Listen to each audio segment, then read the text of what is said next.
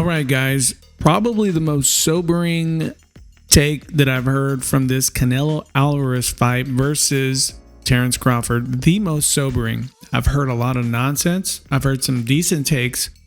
But this one by far is the most honest one, guys. It's the most honest one, and it comes from not the one and only Abel Sanchez. He's been out of the game, but he just recently came back. I know you haven't heard what he said because I've been hearing what everyone said, and they're kind of tiptoeing it. But this is what I like about Abel, man. He always just puts it up front and tells you how it is. Anyway, let's see what he has to say about the Canelo Alvarez versus Terence Crawford fight. Most sobering take that I've heard. First of all, Terence Crawford is a Hall of Famer. Terence Crawford is going to be a first ballot Hall of Famer. I think that he's a great talent, but we have weight divisions for a reason. If Terence had taken maybe 2-3 years and fought 3 or 4 guys at that weight to prepare for Canelo, I think it'd be a better fight. As we had with Golovkin fighting Kell Brook, the first 3 or 4 rounds, in my opinion, will be difficult for Canelo because of the speed.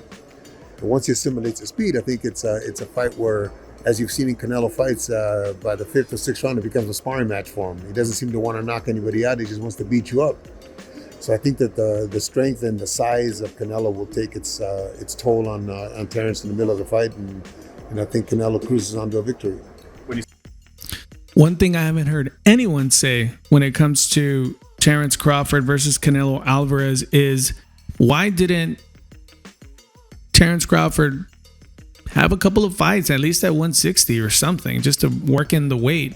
Nobody's saying that, and I don't know why. And he'll talk about the Madronov fight, and he's gonna have a different take than what you're hearing out with the boxing pundits. This is what I like about Abel Sanchez's take, and I like both fighters, guys, but I also like honest conversations, and I also like good fights.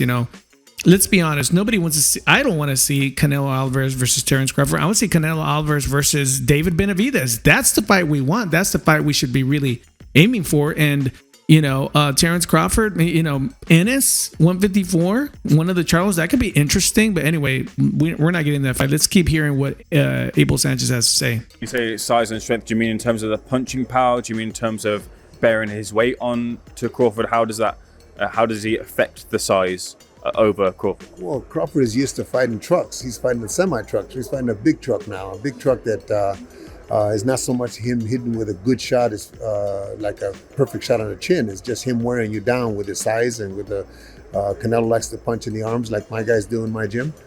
He spent some time in my gym, so I'm sure he picked it up there. But once he starts hitting him, it doesn't necessarily on the chin, just hitting him, he'll wear him down. And if he wears him down, Terence putting the weight on that he's put on may not be the fastest, may not be the strongest at that weight. He had difficulties with the 154-pound champion that he beat. So at 168, he's fighting a guy that's been tested against the big names in that division. Yes, he lost against Bivol, but Bivol couldn't really hurt him with any shots. He hit him with a lot of shots. He fought my guy twice and did very well with my guy. He was a big puncher. He's beaten a lot of very, very good light super middleweights and in his time in the last 3 or 4 fights. So I just find it difficult to believe that Crawford can hurt him. What a take, man. Probably the best take that I've heard from everyone. Better than Roy Jones, better than pro boxing over there with Paulie Malignaggi and company. Better than many people, man. What a sobering take, and it's so true. He had trouble with the 154-pounder, Madronov, and nobody really talks about that. People are making all these leaps for Terence Crawford, and I don't know why. Well, obviously we have our emotions and we want our fighters to win, but I really like this honesty, man, and Abel just continues to cake on, the reality of this fight. Check it out. The concerns that you have from the Madronov fight that you take into the Canelo fight for Crawford, in terms of the troubles that he had against Madronov? Well, Madronov just, I think, showed us that Crawford doesn't have that one-punch knockout, first of all. He's going to have to put punches together, and he can put punches together 147, 140, and they're going to be quick punches. With Canelo, they're going to be a little bit slower, so Canelo's going to be able to see him. Maybe not, like I said, the first 3 or 4 rounds, he will be quicker. But after that, he's going to be able to see and be able to time him and not necessarily hit him with a shot that he hit Khan with, let's just say, but he's going to be able to touch him. And once he touches him, It's a 12-round fight, man. It's a 12-round fight where Canelo can just tee off on him at will and not be afraid really of getting hurt. Yeah, I've seen some. And that's a big element here. And this will be the fight within the fight, I think. Can Terence Crawford take the physical punishment that a 168 is going to bring? See, many people, again, the boxing pundits are mentioning this. Terence Crawford was on a knockout streak when he fought Madronov. And that knockout streak ended. No talk about it. No discussion of it. No one said anything. And I think that's relevant, especially if you're going to jump up 14 pounds or so to fight Canelo and then you're going to give it a 50-50. Come on, man. Let's keep it real. Let's keep it honest. And again, Abel's he's just dropping truth bombs, man. And people may not like it, but that's why I'm making this video so you can hear the other side. Don't get emotional about this fight and think that, oh man, Crawford's going to come up and knock out Canelo or hurt him or hearing all that. That's hype, man. I don't think it's true. Some people break down that fight between Madrimov and Crawford and equate some of the defensive lapses as to how Amir Khan had that fatal defensive lapse against Canelo. Does Crawford exhibit that flaw in his game that Canelo could exploit? I don't think so. I think Crawford is a lot more defensive minded, a little smarter. Although Madrimov did hit him with some shots, but I think in this fight, he'll be more attentive to his defense, but he still will get hit. It doesn't have to be on the chin. It can be just about anywhere. It just it could be a 12-round fight. It could be a points fight, and that's okay. I think that's okay for Canelo, and he's shown us in the last several fights that it's okay with the decision for him. He doesn't have to look for the knockout, whether that's by design or the guys are just a little bit tougher. He's getting older. Who knows? But he seems to coast in the last part of the fights to a comfortable win. And I think that's what's going to happen with Terence. Terence belongs down at 154, 147, but it's a great opportunity for him. All the guys that are around in the lower divisions from Canelo want that opportunity for a lot of different reasons. Obviously monetarily, but also for their egos and their pride and their legacy matters a lot to all these guys. So hopefully he doesn't get hurt, but I don't think that he's going to be strong enough to deal with Canelo. One thing that, Terence Crawford, I don't know. If you're watching this video, you've seen Terence Crawford fight, guaranteed. If you pay attention to Terence Crawford, he's willing to hit. He's willing to get hit to hit. That's why you can touch him because he's not a Floyd Mayweather style. Some people are saying this is Floyd Mayweather Canelo Part 2. It's not, man. Crawford is a different fighter. He wants to hurt. He wants to punch. He wants to hit you. He doesn't want to not get hit and then try to hit you. No, he wants to hit you. And he's a boxer puncher. And Madronov touched him, man. He touched him. I don't know if Madronov, I haven't seen his record. I don't think he had any knockout streaks or anything devastating power. He's just a very, very good fighter. And, he got touched. And the question is, what's going to happen when Canelo touches Crawford?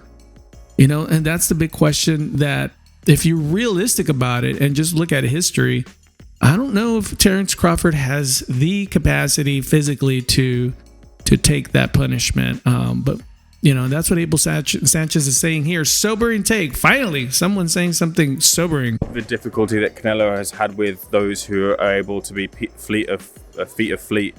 Skull causing some issues in terms of landing. It wasn't the best of fights, but some people feel that Skull was a lot closer, or maybe even deserved the nod on the scorecards. Eris Landy, Lara was another one. Amir Khan, we talked about, had caused at least Canelo some thinking to do in that fight. Can Crawford implement some of that style? Dimitri Bivol as well too. Can Crawford implement some of that style to frustrate Canelo?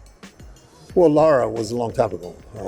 The Skull fight, sometimes these guys at that level don't get up for fights. Skull really wasn't a guy that was known. Skull wasn't a threat to him at least leading up to the fight. He became a threat just because he never stopped. He fought a good fight for Skull, but not something that everybody wanted to see. I think Crawford motivates. A name like Crawford, a name like Golovkin, a name like Bivol motivates Canelo and motivates him to maybe be more focused. I don't think it'll be the kind of fight that Skull had. I think that Crawford has the responsibility and the pressures on him too to make it a fight. He's a proud guy. He's a guy that fights to win, but he's going to have to stop. And when he stops and when he has those moments in the fight like he did against Madrimov, Canelo's going to be able to go between his punches, and be able to time him and be able to hit him. And if he hits him, he'll slow him down. Very key there. And for all of you that are going to watch the fight, that's where the fight's going to come down. And that's where I think things are going to we're going to find out the truth at that point when Terence Crawford has to stop. That's when because we're going to see Terence Crawford outbox Canelo the first few rounds. But when he stops, that's when the fight truly begins. In my opinion, that's what I think. And I challenge you to pay attention to that, because that's going to determine whether Terence Crawford, how he reacts to the power. And we know Terence Crawford, when he gets hit, he sticks out his tongue, he shakes his head off. But let's see if he does that in this fight. Question with yourself is, and for many people in the industry or fans feel that, like, when it came to the fights between Golovkin and Canelo, certainly Golovkin deserved at least one victory on the card. But can Crawford take any of Golovkin's game plan and try to do what Golovkin did against Canelo? There's no way Crawford can do what Golovkin did. Golovkin's a different animal. Golovkin's a 160-pounder, very strong, very dominant, big puncher. And Crawford doesn't have that. Crawford has great skills, but doesn't have that punch to keep Canelo off of him. Golovkin had that punch and that strength to keep Canelo off of him, to keep him from just doing whatever he wanted. I don't think Crawford has that. Even at 168 or 180, it doesn't matter. He hasn't had the time to develop that strength, that body strength, and that punching power to be able to deal with like Canelo, with a big truck like Canelo. So you can't really compare Golovkin to this Crawford. And you hearing all these people, I've been to Terence, the camp, man. Canelo better watch out, man. This guy's hurting heavyweights. And come on, guys. Like, let's get real, man. Let's get real. Plus, sparring doesn't really tell you much. The best coaches will tell you, some people spar well and some people fight better. Sparring it's just more of a training type of thing. And you're not going to determine if things, turn out the way sparring turns out in a fight. And come on. But that's so true, guys. It's so true. Some people are saying, like, no, he's going to hurt. If Golovkin couldn't hurt Canelo, what Crawford's actually going to hurt Canelo, guys? Really? You think that? I don't think there's even a chance that's going to happen at all. Can he get him bloody? Can he get his face red? Absolutely. Hurt him? No. I'm curious how even Terence Crawford believes he's going to win this fight. That's why I want to watch it, because I do like to go for the underdog, but to say 50-50, it's insulting to the Canelo legacy, I believe. So at the press conference that I covered in America, I think it was the Vegas one, and I believe it might be the first time that Canelo had said that Golovkin was his toughest opponent. He usually had said Dmitry Bivol, but he's now said that it's Gennady Golovkin, who he credits as his most tough opponent. If you've seen that, what did you take from Canelo admitting that? Well, I saw that, and I think what he's talking about is the body strength and the punching power. Bivol's a great fighter, great skills, but he doesn't have that power that makes you think twice about making a move. Golovkin, every time Canelo would make a move, would hit him. They would both hit each other with great shots. I don't think Bivol, I shouldn't say scared him, but made him weary of making a move. Yes, Bivol hit him actually with probably better, cleaner shots, but just didn't have the power behind him like Golovkin. And, going back to reference the power, and does Crawford have the power to Canelo hit Gennady with some really good shots, and Gennady's a strong dude, man, and he still he felt it. So to think that Crawford's not going to feel it and he's going to get away with, he's going to have to just be perfect, as some people say. And if Crawford is perfect, he can win. But how many times is a boxer perfect in the ring? It's hardly ever. I think. Let's move ahead. He's talking more about Gennady here. Let's talk. I want to get into his opinion when it comes to this fight. Let's see. You're proud. He made me proud. We accomplished a lot together. I think he's going to be remembered as one of the greats. He told me that if there was one fight he wished he could have had, it was with Kelly Pavlik. He'd have been a little too slow for it. Kelly would have been a little Crawford winner. Kelly could have kept him off with a long reach. But once Gennady, as he did with Stevens, once he caught you, it's just a matter of demolition. Very lastly, for the Canelo versus Crawford winner, are they your pound for pound number one? Say it again. Is the Canelo versus Crawford winner your pound for pound number one? Well, I've thought that Canelo was the number one for the last 3 or 4 years. I don't care who's winning, who's losing. The face of boxing is the guy that makes the most noise. And for me, Canelo's the one that's making the most noise. Canelo's the one that's making the most money. Canelo's the one that's has the press buzzing. Yes, Usyk just fought Dubois, but is that going to be as big, or was it as big as ever going to get as big as Canelo Crawford? I doubt it. Canelo is the face of boxing, will be until somebody controls him like Bivol did in his own weight division. So even if Crawford wins, you wouldn't put him at number one? Oh, no. If Crawford wins, obviously, I said up to this point, Canelo is the number one for me. But if Crawford wins, oh yeah, of course, Crawford has to be number one. Fundamentally, boxing-wise. Now, can he draw like Canelo? I don't think so. For Abel Sanchez, it's not a popular take. He thinks that Canelo's been pound for pound for the last 3-4 years, or 2-3 years. I don't know what he said. Not a popular take. What do you guys think? Do you think Canelo has been the pound for pound for the last 2-3 years? I'm going to disagree with him here, but I think why he's saying that, I think he's merging the pound for pound with the biggest boxing star, and that's his prerogative, his opinion. But sobering take, man, sobering take by Abel. I urge everyone to balance it out with this take. You got a lot of pie in the sky thinking that Crawford's gonna knock him out, and I think that's ridiculous, man. It's ridiculous. And if I'm wrong, I'll eat crow on my own video. I'll take it. I'll take all the hits. Anyway, click like and subscribe to the channel if you're visiting, guys. Let's grow this channel. I'm glad you stopped by. I'm going to continue doing videos up into the fight, and I'll be analyzing other takes and tell you my opinion. Thanks for stopping by. Remember, ego isn't your amigo.